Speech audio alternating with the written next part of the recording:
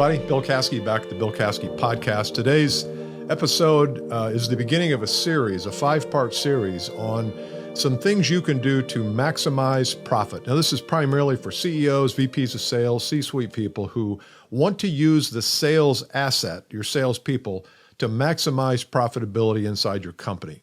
Now, I know sometimes we look for profitability in other ways. We look at it in terms of cost, reduction of cost. But the fact is that there's a lot of things your team can do, your sales team, to improve profitability, improve the bottom line. I'm going to go through 3 of these today.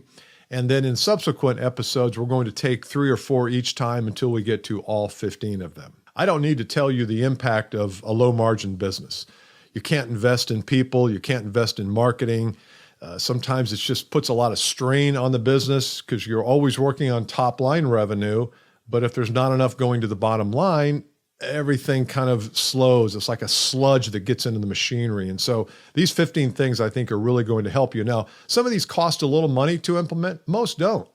Most are literally free. It's just a matter of rethinking the sales process, rethinking the role of the salesperson, rethinking how they think about prospecting, business development, and closing. So tip number 1 is every one of your people needs to have a 30-day plan. Now, I know that most of them have 1-year plans. You probably do forecasting at the end of the year for the next year. You might have quarterly business reviews. But I believe that the 30-day plan, the 1-month plan, is critical for every one of your salespeople to have. Now, what's on that plan? Things like, what are your numbers? What do you anticipate selling? What are your behaviors, your prospecting activities? Are you posting on LinkedIn? Are you reaching out to old clients? Are you cold calling? What is the plan for the next 30 days? If you do this for 90 days, every 30 days, every person does a new plan, you'll start to see some trends. You'll start to see some of your people don't execute. They're good at planning, not so good at execution or implementation. And you can call them on that. You can have meetings and discuss and maybe even some training and coaching around that. But the 30-day plan to me is the lifeblood of what are the behaviors every day, every week, every month that your people need to be doing.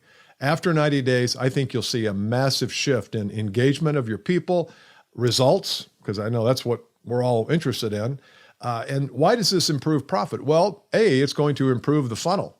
You're going to have a much larger funnel of prospects and people who might want to do business with you, and therefore, the people can react more confidently in the pipeline itself. So if you only have 1 deal in your funnel and you're going out to negotiate, you're going to be susceptible, your people are going to be susceptible to dropping price or discounting or letting the selling cycle rage on and on and on. If you have a 30-day plan, more people in your pipeline puts downward pressure on closing, and it's going to be helpful for your people. Profit amplifier number 2 is a sales process. Every one of your people needs to have a sales process. Now, should it be the same across the people? Yeah, probably. But you may have certain products that require one sales process. Maybe you have some high-ticket items, some like big strategic investments a customer needs to make. And so that sales process may be a little bit different. It's never one size fits all. But the second part of this is not only should it be in writing, but it should be visual. Your people should know exactly where they are in the sales process. It might even be something your sales team can share with their prospects or their clients. Look, here's how we do things. Here's the map. Here's the journey. Your people need to instill confidence in your prospect that they know exactly what they're doing, and they can help the prospect get from where they are to where they want to be. And it all begins with a sales process. So make sure every one of your people has a documented sales process, number 1, and number 2, it's got to be converted to a visual graphic. So that way they can share it with the prospect and they know exactly where they are in it. Big amplifier tip number 3, you have Rembrandts in the attic. There was a book written several years ago by that same name, and it was about how we all have this massive amount of expertise and knowledge and brilliance and genius and talent, and we don't use it. And I submit to you that you have a lot of content inside your company, inside your sales team, that never gets to see the light of day because the sales team is afraid to share it for whatever reason. Think about all the frameworks you have, all the unique processes, all the understanding of mistakes and trends that your customers have in their business. If you're not publishing that, it stays in the attic. And you've got beautiful things in that attic, things that could really help you not only sell more, but attract more prospects to you. But if you leave those things uncovered and untouched, so they never see the light of day, they're not helping you any. So make it a point of talking to your sales team about what do you know about the sales process. This is not how to fix the sales. This is not about how to fix problems for prospects. This is about you sharing information, knowledge to help them become a more sophisticated buyer. So make a list of all the things that you know, your salespeople know, and start to get that out, publish it. You can do articles on LinkedIn. You can shoot videos like this one. You can do pop-up podcasts.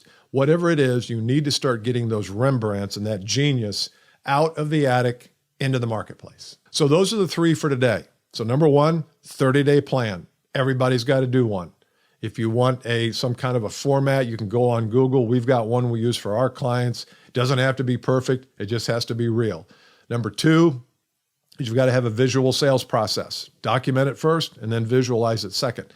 And 3rd, Rembrandts in the attic. Make a list of all the things you know. Start to deliver content around that. You'll be surprised at how frequently people reach out to your team. Why is that a profit amplifier? It's a lot easier to sell somebody when they're reaching out to you versus when you're reaching out cold to them. So next week, we're going to do 3 more.